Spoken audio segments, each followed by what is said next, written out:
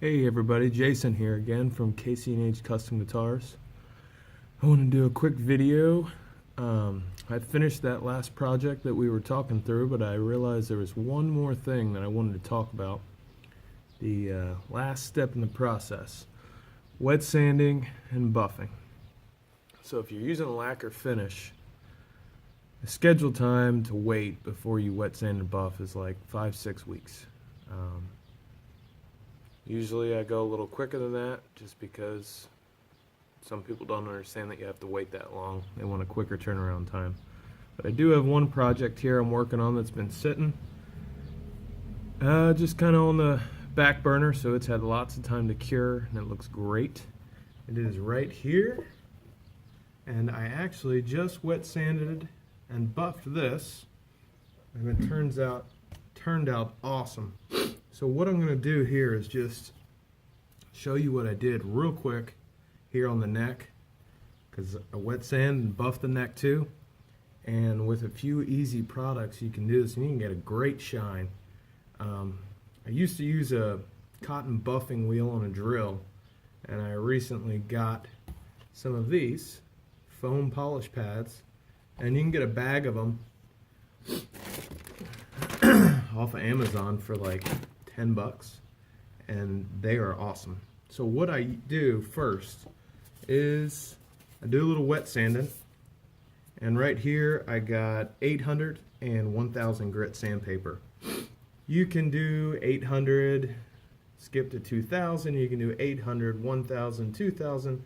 It's really up to you and what you're looking for, but usually 800 is a good way to get it nice and flat, and then you can go with a 1000, 1200, 2000 to get nice finish to where you're going to get a good shine out of it. And when you're done wet sanding with your high grit, your 1000, 2000, you're going to start to see it starting to reflect light a little bit before you even buff it. So the key to wet sanding is just to take your time and be careful. So I got a little cup, a little bit of water, like a drop of soap just to give it a little lubrication while you're doing it. And what you want to do is you just want to start in small spots and just go in a circular motion and just keep going. And you just take your time, because you don't want to burn through your lacquer, and especially if you're working on color, burn through your lacquer and into your color, because then you're going to either have to try and touch it up, which is a real pain, or you're going to have to start from the beginning and repaint. So what you're going to start seeing as you keep going and keep going is you might start to see a little bit of white residue, a little bit of white slurry, which is your lacquer. And that's what you want to see. You want to see that lacquer just kind of starting to come off of there. But the second you see any kind of color, like here, if I started to see a little bit of amber on my sandpaper or a little bit of pink on my sandpaper, stop.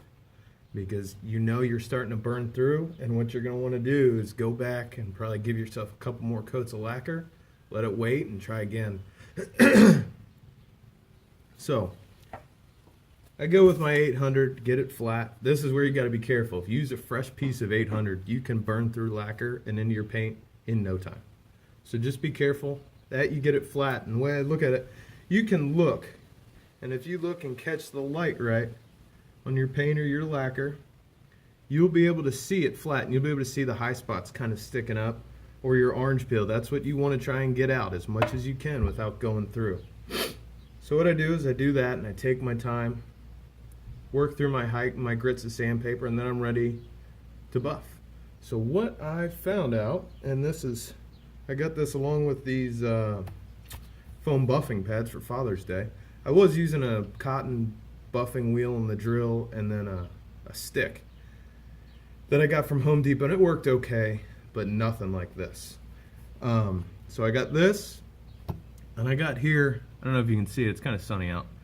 I got Meguiar's Mirror Glaze Ultra Cut Compound. So this is the first one I use, and that'll cut it down real nice and really give it a shine. And then after that, if you're going for real high gloss, you got this. This is Swirl Remover, also from Meguiar's. There you go. Now you can see it. And You can use this on the pad, or you can actually use this. I've had a couple spots where I had to touch up after I'd already buffed, and I just put this on a rag and rubbed it in, and it gave it a nice, it brought the gloss right back. It's amazing products. So what I do is I got my pad here, just get a little water, get it wet, squirt a little of this on here, just kind of get it even throughout everywhere, and just hit it.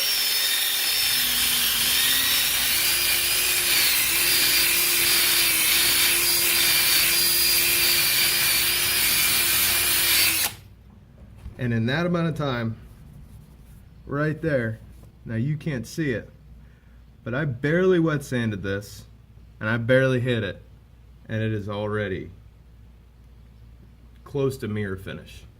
It is great. But one thing you do have to watch out when you're buffing is it's going to get hot. You're going to warm that lacquer up, so you need to keep this buffing wheel moving all the time. Switch back, try to do circular, figure eight, back and forth. Just keep it moving, because if you sit at one spot, you're going to burn through too. You can burn through your lacquer with buffing wheel, especially with this ultra cut stuff.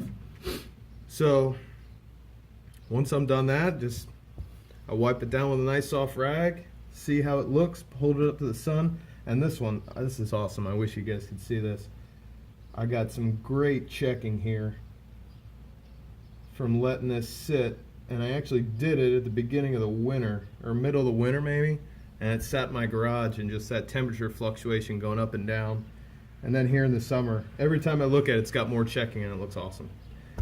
Anyway, if you guys got any questions, leave them in the comments. Thanks for watching, and please subscribe to my channel. See ya.